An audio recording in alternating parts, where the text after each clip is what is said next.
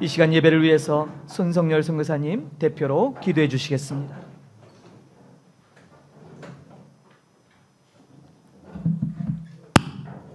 예, 함께 기도드리겠습니다. 하나님 아버지 감사합니다. 저희를 자녀 삼아 주시고 복된 주님의 날에 예배의 처소로 불러주시고 또한 우리의 몸과 마음을 주님 안에서 쉼을 얻게 하시니 참으로 감사합니다.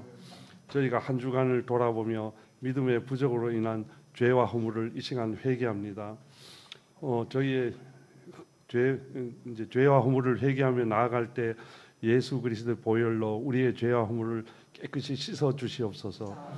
우리는 양이요 주님은 목자시니 우리가 잘못된 길로 빠질 때 우리를 선한 길로 인도해 주시고 우리의 귀가 어두워져 주님의 음성을 듣지 못하여 방황할 때 주의 지팡이로 인도하사 주의 길을 걷게 하여 주시옵소서. 또한 우리 목양 공동체의 장로님과 선교사님들 하나님께서 은혜와 또 형통함을 더하여 주셔서 복음의 통로로 크게 사용하여 주시고 그분들의 가정과 사역과 사업장이 30배, 60배, 100배의 열매를 맺게 도와주시옵소서. 또 우리에게 맡겨주신 NK들을 위하여 기도합니다. 아직은 또 어리고 연약하지만 주님께서 늘 동행하여 주심으로 믿음이 자라고 생각이 자라며 우리 주님을 향한 그 사랑이 더욱더 뜨거워지게 도와주시옵소서. 우리 자녀들을 하나님 나라를 온 땅에 확장하는 사람으로 귀하게 사용하여 주시옵소서. 또한 믿음으로 살며 예수님의 말씀에 순종함으로써 하나님께서 원하시는 그러한 삶을 살기를 원합니다. 매일매일 말씀으로 그들을 새롭게 하여 주시옵소서. 지금 목양센터 처치 사역이 활발히 진행되고 있습니다. 모든 사역들이 부족함이 없이 원활하게 잘 진행되어서 목양 처치 사역이 하나님의 뜻에 맞게 잘 사용될 수 있도록 도와주시옵소서. 또 말씀을 전하시는 목사를 위해 기도합니다. 성도의 영적 또 필요를 생각하고 준비한 그 말씀이 선포될 때 우리들은 아멘으로 화답하게 하시고 그 말씀을 붙들고 한 주간도 믿음으로 승리하게 하여 주시옵소서. 말씀이 선포될 때 치유와 회복과 능력의 역사가 나타나게 하여 주시옵소서. 또 목사님의 건강과 가정을 지켜주셔서 또 맡겨진 목양의 사역을 또 감당하는데 부족함이 없게 하여 주시옵시고 성도들에게 또 영의 양식을 공급하는 올바른 목자가 되게 하여 주시옵소서. 오늘도 예배 중에 부어주실 놀라운 은혜를 사모합니다. 우리 예배 가운데 함께하여 주실 줄 믿사오며 이 예배를 마치고 돌아가 한 주간 살 때 예수님의 증인으로 역할을 넉넉히 감당하여 하나님 아버지께 영광 돌릴 수 있도록 도와주시옵소서. 이 예배의 모든 순서 하나하나를 통하여서 하나님께 영광을 돌리고 우리 모두에게는 은혜의 시간이 될 수 있도록 도와주시옵소서. 이 모든 말씀을 우리의 주님 되신 예수 그리스도 이름으로 기도드립니다. 아멘.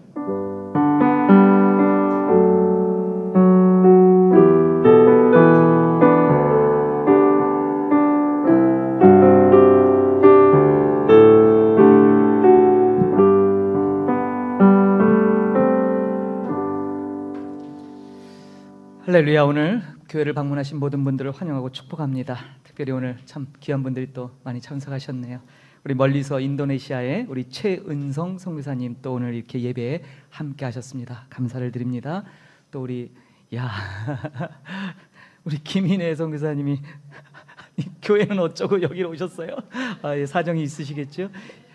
제가 목회하면서 두 번째입니다. 코로나 때 한 번 하신 것 같고 우리 주일 대회 때 이렇게 여기서 뵙다니 아주 깜짝 놀랐어요. 나는 또 뒤에서 영이 오셨나 그랬는데 반갑습니다. 너무 금요일날 뵙지 못해서 그랬는데 오늘 주일날 뵙네요. 아유 너무 감사하고요. 예, 함께해 주셔서 감사합니다. 또 오늘 귀한 분 또 소개합니다. 우리 이 건물을 지으셨고 저희에게 또 이 건물을 좋게 사용하도록 이렇게 하신 우리 김윤상 더 블루 주식회사 블루 대표이신 우리 김윤상 성도님 또 이렇게 함께 하셨습니다. 오늘 예배 가운데 큰 은혜가 있기를 소망합니다.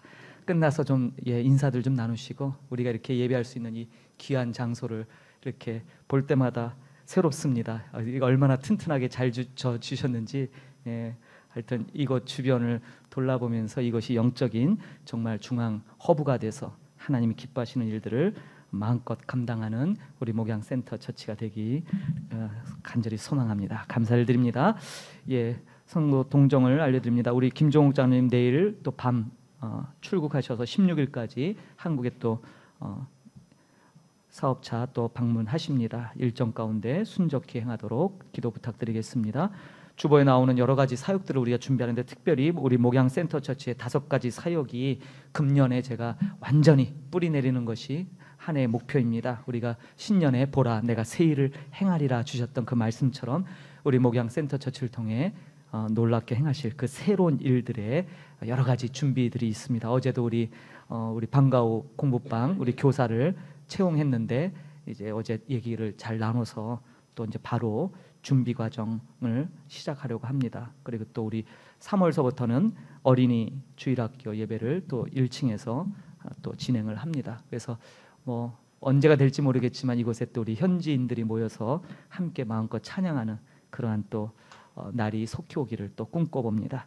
매월 진행하는 월말 세미나 제가 첫 번째 지난 28일 날 했고요. 돌아오는 2월 25일 주일 오후에는 예배 마친 후에 캄보디아 문화 세미나 두 번째 우리 김동구 선교사님께서 준비하셔서 12가지가 준비돼 있대요. 그러니까 2달에 한 번씩 와도 2년 걸리겠네요. 예, 이렇게 거리가 참 많습니다. 그래서 한 분만 하실지 아니면 또 다른 여기 꽤 공부를 많이 하신 선교사님들이 제가 주변에 이렇게 알아보니까 굉장히 많으세요. 별로 이렇게 알려지지 않아서 그렇지 각각의 분야에 굉장히 깊이 있게 또 박사 학위도 받으신 분들도 많으시고 그래서 좀 그런 분들과 교류해서 캄보디아에 대한 연구하신 것들을 우리 또 이 땅을 살아가는 우리 성도님들 또 우리 선교사님들을 위해서 좀 나눔을 했으면 좋겠어요. 그래서 그 나눔의 장으로 매월 그러니까 이게 좀 이제 대기자가 많아지면 이제 좀 횟수를 늘리겠지요. 지금은 한 달에 한 번이지만 이게 유익되고 정말 우리에게 많은 도움이 되어 가면 한 달에 한 2번 정도 생각을 하고 있습니다. 위하여 기도해 주시고 또 이런 것을 통해서 우리가 더 연합되고 우리가 살아가는 이 땅 캄보디아 정말 참 복잡한 나라지 않습니까? 그래서 이 나라 좀 우리가 잘 이해할 필요가 있습니다. 복음 전파를 위해서 잘 준비하고 잘 이해해서 하나님이 기뻐하시는 일들을 잘 감당하는 우리 모두가 됐으면 좋겠습니다. 함께 서로서로 기도하시고 축복해 주시기 바랍니다. 자, 오늘도 크마에가 있죠. 한번 읽어봐야죠. 그래도 예, 쏨뿌러띠용 쏨뿌레아엉 뿌러띠온 뽀덜레아 원래 이렇게도 하고요. 그냥 뿌레아엉 뿌러띠온 뽀라고 해도 돼요. 덜레악은 당신에게라는 뜻인데 당신에게 하나님의 축복이 있기를 바랍니다 라는 말입니다. 한번 읽어볼까요? 쏨뿌레아엉 뿌러띠온 뽀덜레악. 네, 두 번째는 당신을 위해 기도하겠습니다. 이 말 우리가 참 많이 쓰죠. 그래서 큰형 능 아티탄 썸무락 내악인데요. 큰형 능 아티탄 내악 이렇게 해도 돼요. 이 썸무랍이라는 건 준비하다, 무엇을 위하다라는 뜻이잖아요. 그래서 큰형 능이라는 거는요. 우리가 능이라고 하는데 능과 넝의 중간 발음입니다. 능. 그 콧소리가 좀 나야 돼. 능. 해보세요. 능. 예, 언제 해보시니까 따라 해보세요. 능. 큰형 능 아티탄 썸무락 내악. 예, 참 어색하지요. 하다 보면 익숙해질 겁니다. 제가 매주 2문장씩 한다고 말씀드렸어요. 1년 52주면 104개의 문장이 나갑니다. 전부 선교요. 우리 말씀에 관련된 문장만 제가 만들어 이렇게 뽑아서 나갈 거예요. 그러니까 1년이 지나면 여러분 머릿속에 100개의 문장이 돌아가셔야 돼요. 그러면 적어도 처음 만나는 캄보디아 사람 내지는 현지인들을 만났을 때 여기 있는 것 중에 먼저 튀어나오는 거로 예, 이렇게 이야기를 나누시면 되죠. 그 사람이 뭐라고 대답하든 우리는 상관없어요. 우리는 우리 얘기만 하면 돼요. 그렇죠? 예, 그러다 보면 들리겠죠. 그러니까 우리 열심히 외운 거 막 따다다다 하다 보면 현지인이 웃을 거예요. 이 사람 되게 웃기다. 그러다 보면 소통됩니다. 예, 다 되게 돼 있어요. 그래서 열심히 주보에 게재하니까 이것들 좀 참고하시고 너무 쉽다. 아우 이건 뭐 어린아이 용어다. 그런 분들은 따로 더 공부하시고 자료도 좀 공유하셔서 우리 함께 이 나라 캄보디아 살아가면서 힘있게 주님의 말씀 전파하는 증인들 되시기를 축복합니다. 말씀 보겠습니다. 오늘 말씀 우리에게 주시는 하나님의 말씀 두 군데를 보겠습니다. 먼저 구약성경 에스겔서 37장 12절입니다. 구약 에스겔 그리고 또 한 군데는 마태복음 27장 27장 52절에서 53절입니다. 두 군데를 좀 펴놓으시고요. 같이 우리 봉독하도록 하겠습니다.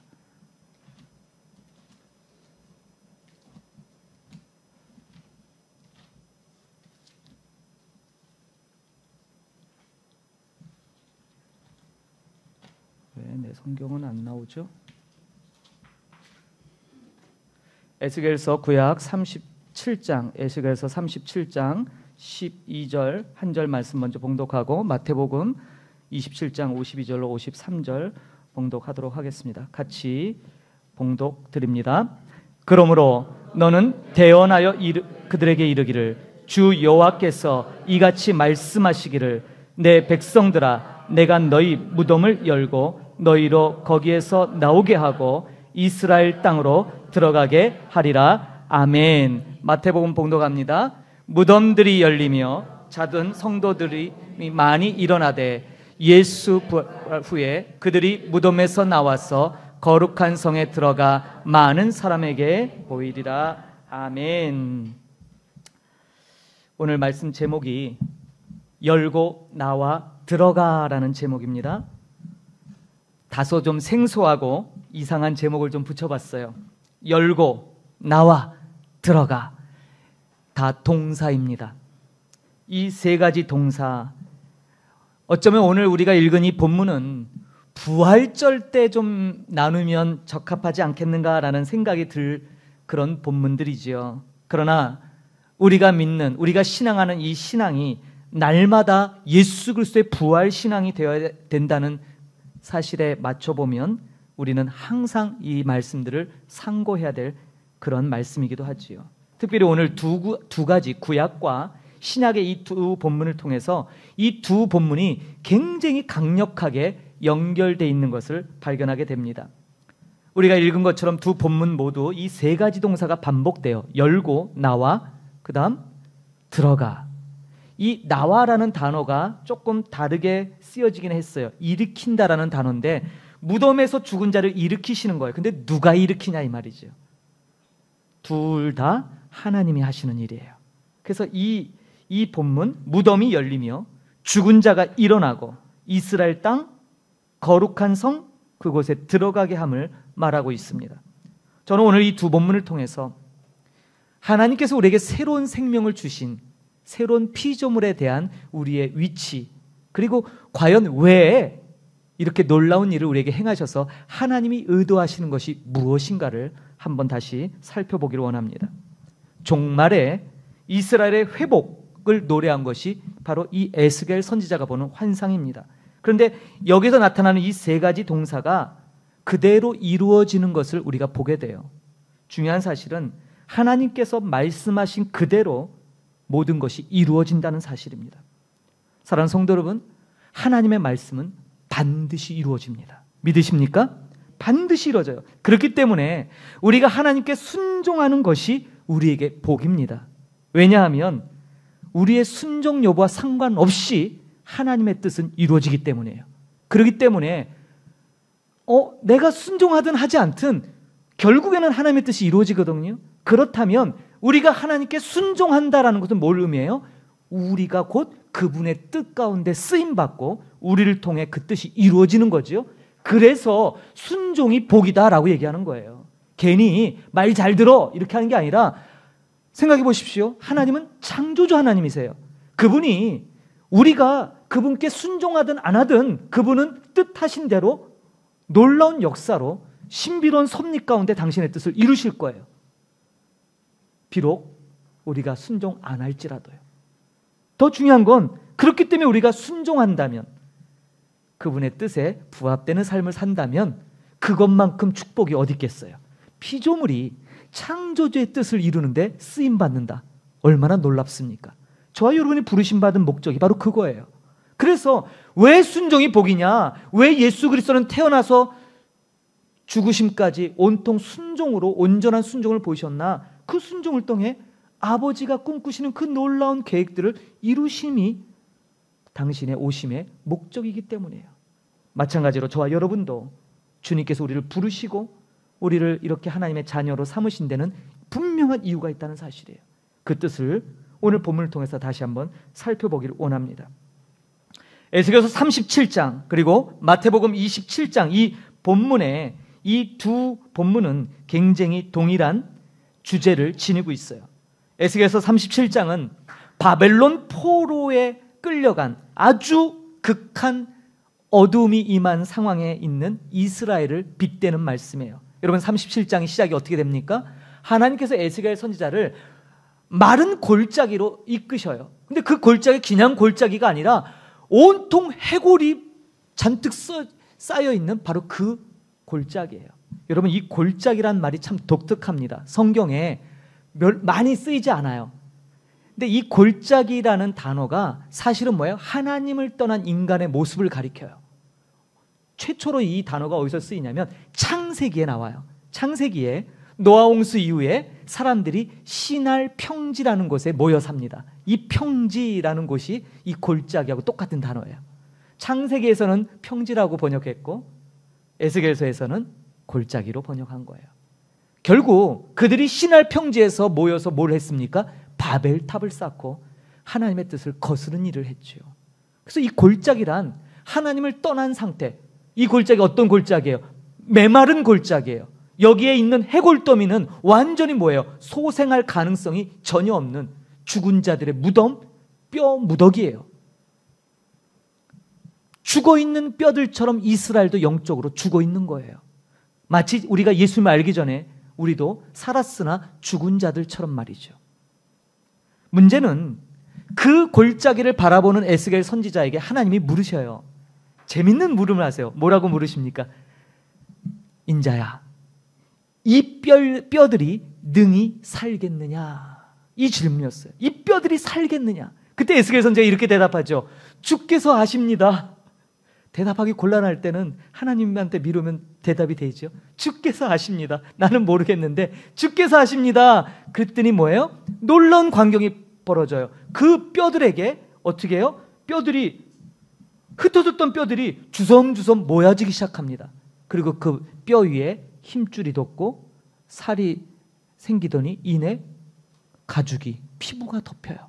그리고 그들이 일어나서 큰 군대를 이루는 환상을 보게 되죠. 이것이 바로 그 유명한 에스겔 골짜기의 환상이에요. 하나님이 에스겔 선지자에게 이 환상을 보여준 것은 소망이 없다고 느껴지는 이스라엘 백성에게 하나님께서 내가 그들을 살리겠다라는 거예요. 하나님이 살리시겠다. 그래서 오늘 본문이 바로 이어지는 말씀이에요. 내 백성들아, 내가 너희 무덤을 열고 너희로 거기서 나오게 하고 이스라엘 땅으로 들어가게 하리라. 놀라운 것은 에스겔 선지자가 이 37장에서 이 메마른 골짜기의 비전을 본 뒤에 마지막 때 이 비전을 성취할 자가 누구인지를 알게 돼요. 여러분 갖고 계신 성경을 좀 보실래요? 37장 24절이에요. 한번 보겠습니다. 제가 읽어드립니다. 37장 24절. 내 종 다윗이 그들의 왕이 되리니 그들에게 다 한 목자가 있을 것이라. 그들이 내 규례를 준행하고 내 율례를 지켜 행하며. 아시겠지만 지금 이 시대는 이스라엘이 바벨론 포로로 끌려갔을 때요. 그 옛적 수백 년 전에 이스라엘의 통일왕국의 주인이었던 다윗. 근데 여기 또 다윗이 나와요. 내 종 다윗이 그들의 왕이 되리라. 놀라운 사실은 우리가 오늘 두 번째 본문으로 잡은 마태복음은 이렇게 시작합니다. 아브라함과 다윗의 자손 예수 그리스도의 계보라. 마태복음의 첫 절 시작이 아브라함의 자손, 다윗의 자손 예수 그리스도라는 말로 선언하죠. 에스겔 선지자가 37장에서 메마른 뼈들이 도저히 가망 없는데 하나님의 권능으로 다시 살아나요. 근데 그 일을 누가 완성하냐면 여기 나오는 다윗, 종말에 오는 목자 다윗을 통해 이루시겠다는 거예요. 그 다윗이 누굽니까? 마태가 얘기하고 있는 예수 그리스도시죠. 할렐루야. 그래서 오늘 이 말씀은 하나님의 말씀이 그대로 성취되어짐을 완전하게 우리에게 보여주는 놀라운 말씀이에요. 예수님께서 죽으실 때 마태복음 27장 오늘 본문을 다시 거기를 보세요. 이 장면, 무덤이 막 터져요. 막 지진이 나고. 이 장면이 뭡니까? 예수님께서 십자가에서 우리의 죄를 위하여 죽으셨을 때, 운명하셨을 때 일어난 일이에요. 여러분 휘장이 갈라진 사건 아시죠? 휘장이 갈라졌어요. 손바닥 두께, 이렇게 두꺼운 손바닥, 일트파임이라고 하는 그 두께, 인간의 힘으로는 찢을 수 없는 그 휘장을 하나님이 친히 사람과 하나님 사이에 막혔던 그 장애물을 친히 제거하셨어요. 예수님 죽으심으로 인해서 더 이상 이제 장애물이 필요 없죠. 휘장을 찢으셨어요. 무덤들이 열립니다. 잠자던 성도들의 몸이 많이 일어납니다. 그들이 무덤에서 나와서 거룩한 성 예루살렘에 들어간 많은 사람들에게 보였다라고 오늘 마태복음은 기록하고 있죠. 에스겔서에서는 여호와께서 그들의 무덤을 여시고 거기서 그들을 나오게 하고 그때 그들이 그분을 여호와인 줄 알게 될 것이다 라고 말씀해요. 이 일을 행한 게 사람이 아니라 여호와 하나님이 행하셨구나라는 걸 알게 된대요. 마태복음은 조금 달라요. 무덤이 열리고 자던 성도들의 몸이 많이 일어날 사실뿐만이 아니라 저희가 예수님의 부활 후에 무덤에서 나와서 어떻게 한다고요? 거룩한 성에 들어가요. 증인이 된다는 얘기죠. 그리고 마태복음 27장 54절을 보세요. 이 모든 일들을 보고 나서 고백하는 고백자가 나오는데 그 사람이 누구냐면 로마의 백부장입니다. 로마의 백부장과 예수님을 지켰던 모든 자들이 이 되어지는 사건을 보고 이런 고백을 해요. 이는 진실로 하나님의 아들이었습니다 라고 고백하죠. 에스겔서에서는 무덤이 열리고 그들을 나오게 하고 그들을 거룩한 땅 예루살렘으로 들어가게 하시는 이가 누구라고요? 여호와 하나님을 알게 했어요. 근데 마태복음에서 이제 그게 확장돼서 이 일을 가능케 하신 게 다름 아닌 누구다? 예수 그리스도라는 사실을 마태를 통해 정확히 언급합니다. 그래서 에스겔 선지자가 봤던 환상이 그대로 이루어지고 있는 거예요. 이게 굉장히 아주 의도적인 배열이고 에스겔 선지자가 바라봤던 그 이스라엘의 회복의 비전이 예수님의 죽음과 부활로서 완전하게 성취되짐을 우리에게 보여주는 능력의 말씀인 줄 믿습니다. 구약에서부터 이스라엘을 회복하시는 것이 하나님의 뜻이에요. 그런데 왜 이스라엘을 회복하는 게 중요한가? 그것은 이스라엘 자체보다도 이스라엘 통한 열방이 이스라엘을 비롯한 모든 열방이 하나님의 거룩한 이름을 인정하게 만드는 데 목적이 있어요. 그래서 마태복음은 처음부터 바로 이 하나님의 커다란 비전에 초점을 맞추고 있죠. 다윗의 아들로 오시는 예수는 곧 아브라함의 자손이에요. 여러분, 그분은 새로운 이스라엘의 왕이고 하나님의 종말의 새 백성인 교회의 머리시지만 동시에 모든 열방의 통치자이시며 만왕의 왕이십니다. 하나님의 진정한 관심은, 그래서 우리는 이렇게 유추할 수 있어요. 하나님의 진정한 관심은 이스라엘이 아니에요. 좀 심한 말로 교회도 아니에요. 아브라함을 부르셨던 이유를 여러분들이 기억하실 필요가 있어요. 아브라함을 통해 온 열방이 복을 받는 것이 아브라함을 부르신 목적이잖아요. 다시 말해서 옛 이스라엘을 통해서 하시고자 했던 그 일을 이제 교회를 통해 하시고자 해요. 근데 그 일이 뭐냐? 그분의 백성을 통해 그분을 떠났던 세상에 있는 모든 민족, 온 세상을 다시 그분의 품 안으로 돌아오도록 회복하고자 하는 것이 목적이에요. 그리고 이것 때문에 오늘 여러분이 그 회복의 증인으로 이 자리에 오고 계신 거예요. 교회로 말미암아 이 세상 가운데 하나님의 이름이 거룩히 높여지는 것. 그래서 여러분, 교회는 이 세상에서 얻는 평판, 주변의 평가가 상당히 중요합니다. 왜냐하면 이 세상에 있는 하나님의 백성들인 우리들로 인해서 사람들이 하나님에 대해서 뭐라고 얘기하게 되는지 이게 굉장히 중요해요. 그래서 여러분, 우리는 사실 자유로운 사람들이죠. 우리도 저마다 우리의 삶의 패턴이 있어요. 그렇지만 성도라 함은 항상 그분의 이름, 하나님의 거룩한 이름 때문에라는 수식어가 우리 앞에 있어야 돼요. 마음대로 해도 되죠. 내 내키는 대로 해도 상관없어요. 그렇지만 그분의 거룩한 이름 때문에 조심하게 되는 거죠. 그분의 거룩하신 이름 때문에 내 이익만을 추구할 수 없는 거예요. 그분의 거룩한 이름 때문에 때로는 손해를 보기도 할 수 있는 것이죠. 교회가 세상 사람들에 비해서 어떤 증언을 받아내는가, 세상 속에 있는 이 교회로 인하여 하나님께서 받으시는 찬송이 무엇인가를 우리는 생각해 봐야 돼요. 우리가 지금 이 교회 안에서 드리는 뜨거운 찬양, 경배, 이것만 가지고는 부족한 거예요. 하나님께서 받으셔야 될 진정한 찬양은 세상 사람들 입에서 나오는 소리가 되어야 될 줄 믿습니다. 그들 가운데 하나님의 백성들의 그 선한 행실을 보고 그들이 하나님을 찬송하는 자리까지 나가도록 하는 것이 우리 부르심의 목적이다라는 사실이에요. 교회는 무슨 엄청난 봉사, 구제 이런 것이 아니라 어찌 보면 세상 사람들이 지키는 가장 기본적인 법 질서부터 잘 지키는 것에서 시작하는 거예요. 모든 일에 정직하고요, 모든 일에 진실되게, 그런 소문이 나야 되는 거예요. 그래야 하나님의 이름이 이방인들 가운데서도 거룩해지며 높아질 거예요. 그래서 여러분, 우리는 하나님의 그 이름 때문에 쉽게 사는 걸 이미 포기한 사람들이에요. 어쩌면 어려운 길, 힘든 길을 자초하는 사람들이죠. 그래서 우리는 항상 하나님 앞에 정직히, 그러나 그 정직이 하나님 앞에 정직하다면 사람들 앞에도 정직해야 될 줄 믿습니다. 아까 저는 에스겔 선지자를 통해서 하나님의 말씀은 반드시 이루어진다라고 말씀드렸어요. 부활의 주님이 처음 부활하셔서 행했던 말씀이 무엇입니까?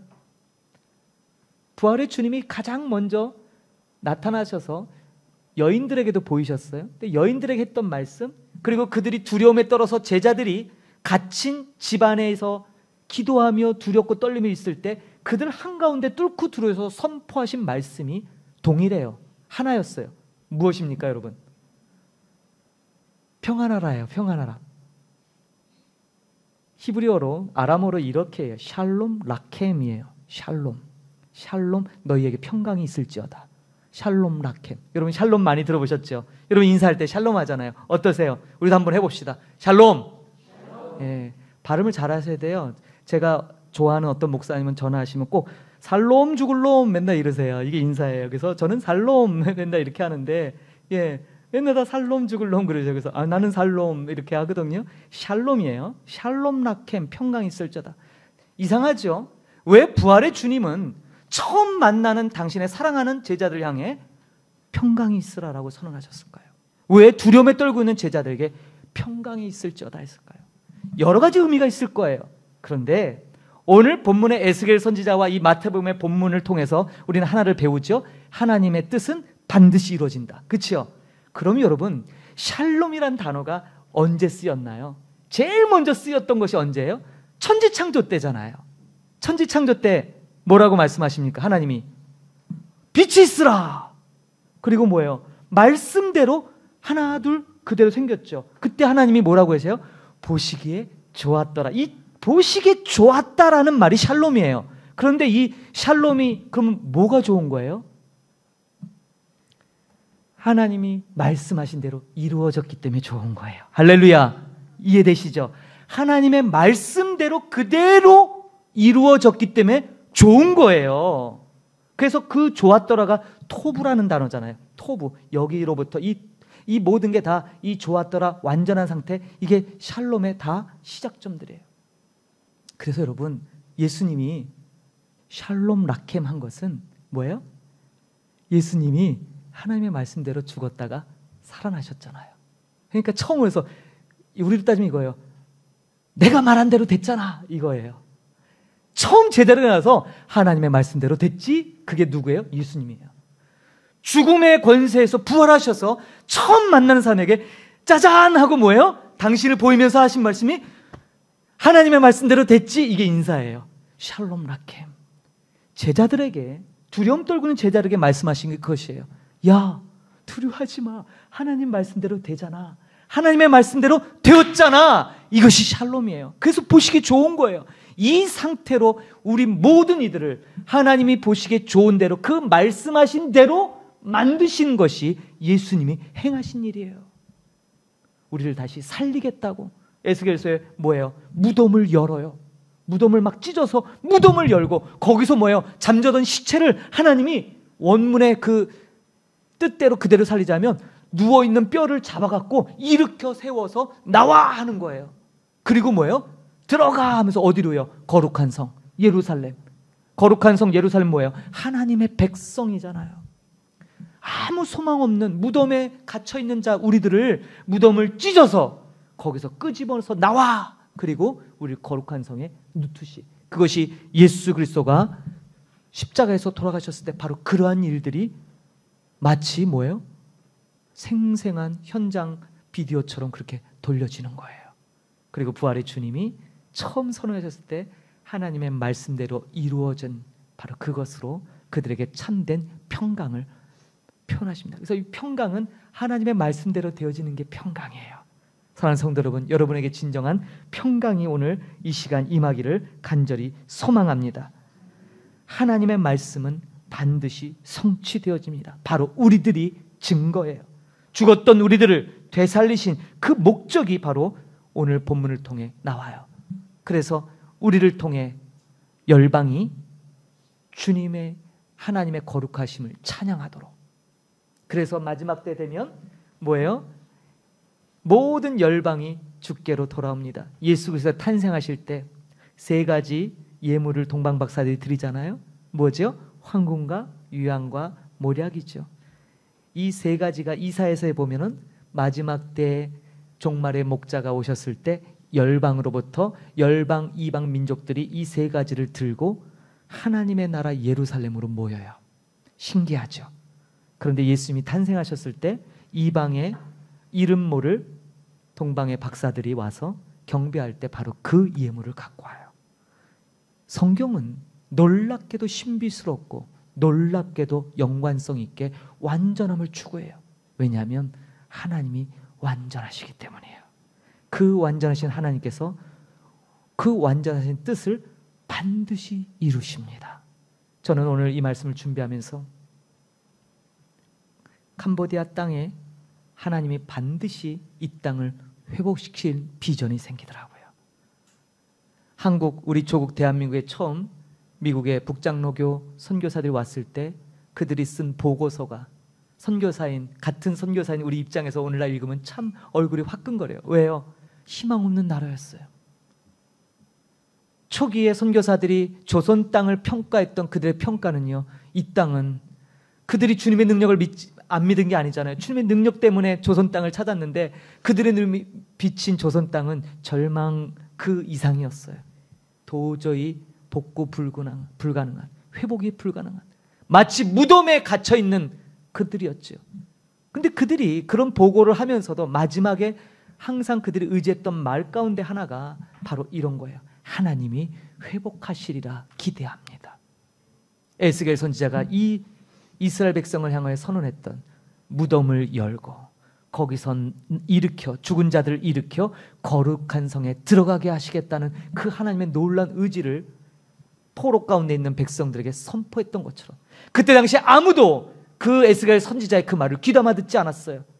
그저 미친 사람의 소리로 들었고 도저히 무슨 소리야? 지금 우리는 포로로 이렇게 비참하게 사는데 뭐? 무덤이 열리고 거기서 사람이 뛰쳐나와? 그리고 뭐 거룩한 성으로 들어가? 도저히 앞뒤가 맞지 않는 무덤에서 나온 부정한 자들이 예루살렘에 어떻게 들어가요? 말 자체도 성립이 안 되잖아요. 그런데 선지자는 그것이 하나님이 행하시는 일이라고 외치고 있죠. 따져보십시오. 여러분들이 이스라엘 사람입니까? 여러분들이 정말 택한 이스라엘 족속 아니잖아요. 근데 왜 우리는 영적 이스라엘이라고 이렇게 우겨대요? 말씀의 근거에서 우기는 거 아닙니까? 말씀이 그렇게 우리를 새 이스라엘 삼으시겠다고. 근데 여러분 솔직히 얘기해 봅시다. 그게 말이 되냐고요. 혈통으로나 육적으로나 여러분들의 모습으로 봐서 어떠세요? 안 되는 얘기잖아요. 희망이 없는 이야기잖아요. 그런데 하나님은 그 일을 행하셨어요. 왜요? 말씀하신 대로 이루어지기 때문이에요. 그래서 여러분 하나님의 말씀은 반드시 이루어진다. 그렇기 때문에 그 뜻에 순종하는 게 단순 지혜를 뛰어넘어 그게 우리에게 가장 큰 복인 줄 믿습니다. 시편의 기자가 이런 고백을 하죠. 여호와를 가까이 하라. 그것이 우리에게 가장 큰 복이다. 시편 73편인가요? 거기에서 노래하잖아요. 여호와를 가까이 하는 것이 우리가 복이에요. 하나님을 떠나서는 아무것도 할 수 없는 존재들이기 때문이지요. 저와 여러분은 무덤에 있던 그런 우리들을 무덤을 열고 거기서 일으키셔서 나가게 하셔서 거룩한 성, 거룩한 백성 삼으신 하나님을 찬양해야 될 줄로 믿습니다. 우리를 이렇게 놀라운 축복의 자리로 부르신 것은 아까 본문 속에 나온 것처럼 우리의 모습을 통해서 열방 민족이 하나님의 거룩함을 알게 되고 하나님 앞에 찬양하기 위함입니다. 그 일로 여러분이 부르심 받았어요. 전에도 한번 말씀드렸죠. 우리 삶이 우리가 쓰는 형용사 중에 아름답다라는 단어가 있잖아요. 이 아름답다라는 게 뭐라고요? 아는 만큼 사는 거예요. 하나님을 제대로 알고 하나님 뜻에 제대로 순종할 때 여러분의 삶이 아름다운 거예요. 아름 만큼 아는 데서 그치지 마시고 그 아름이 우리의 삶 가운데 적용되기를 바랍니다.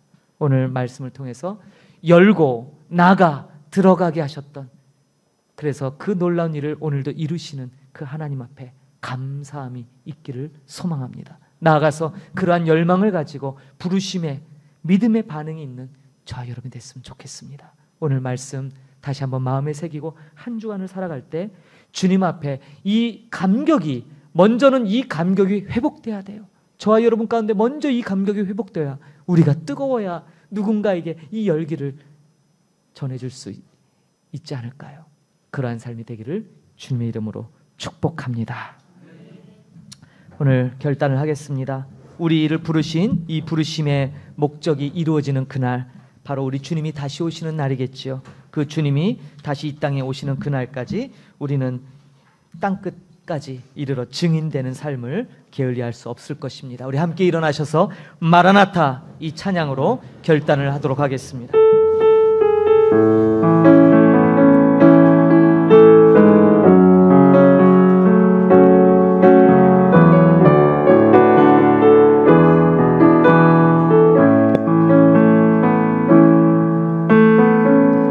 마라나타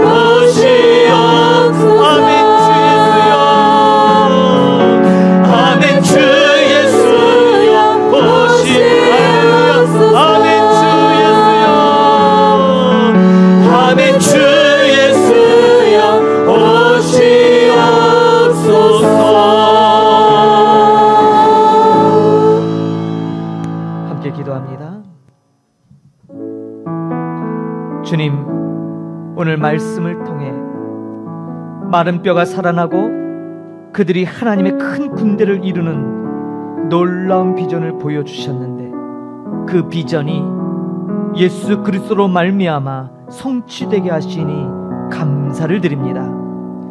이 일이 우리에게 이미 일어났고 또 앞으로 일어날 일임을 고백합니다. 구원의 놀라운 능력이 우리로부터 다시 새로운 영혼들에게 전해질 수 있도록 능력을 더하여 주옵소서. 하나님이 친히 행하셨던 무덤을 열고 그들을 일으켜 세워 그들을 거룩한 땅으로 들어가게 하셨던 열고 나와 들어가라는 이 놀라운 일이 이 땅 캄보디아에도 일어나도록 하나님 축복하여 주옵소서. 이 일을 위하여 우리를 증인으로 부르셨사오니 증인의 부르심에 합당한 삶이 이루어지도록, 아름다운 삶이 되도록 하나님 축복하여 주시고, 우리에게 성령의 능력을 가득가득 부어주셔서 이 땅 살아가면서 오직 주의 영광을 위하여 살아가는 우리 모두가 되도록 은혜 베풀어 주옵소서. 우리의 먹고 마심, 우리의 모든 에너지가 하나님 나라를 위하여 사용되기를 열망합니다. 하나님, 우리를 사용하여 주옵소서. 우리 목양의 모든 권속들의 한 사람 한 사람 은혜 베푸셔서 삶 속에서 힘있게 하나님의 자녀로 하나님의 영광을 나타내며 거룩한 자로 구별된 삶을 살도록 우리 모두를 축복하여 주옵소서. 오늘도 귀한 예물로 봉헌하는 귀한 손길들을 축복합니다. 주님, 이들의 모든 손으로 하는 일들 복을 주셔서 넘치도록 하여 주시고, 그 넘침이 많은 사람들에게 유익하고 많은 사람들에게 하나님의 복음을, 은혜를 전하는 데 사용되는 축복의 통로가 되기를 소망합니다. 귀한 예배를 통하여 하나님 나라가 이 땅 가운데 확장되도록 하나님 복의 복을 더하여 주옵소서. 지금은 교회의 머리 되신 우리 구주 예수 그리스도의 은혜와 하나님 아버지의 크고 놀라우신 사랑 베푸심과 성령 하나님의 내주교통 충만케 하심이 오늘 귀한 말씀을 통해 하나님이 행하셨던 무덤을 열고 그 자리에서 죽었던 우리들을 일으켜 나오게 하시고, 그런 우리들을 거룩한 성 예루살렘으로 들어가게 하시는 그 놀라운 역사에 다시 한번 믿음의 감격을 안고 그 부르심에 합당한 삶을 살고자 주의 은혜와 능력을 구하는 하나님의 귀한 권속들 머리머리 위에 저들의 행하는 모든 일터와 삶 가운데 이 나라 캄보디아 열방 가운데 이제로부터 영원히 함께 계실지어다. 아멘.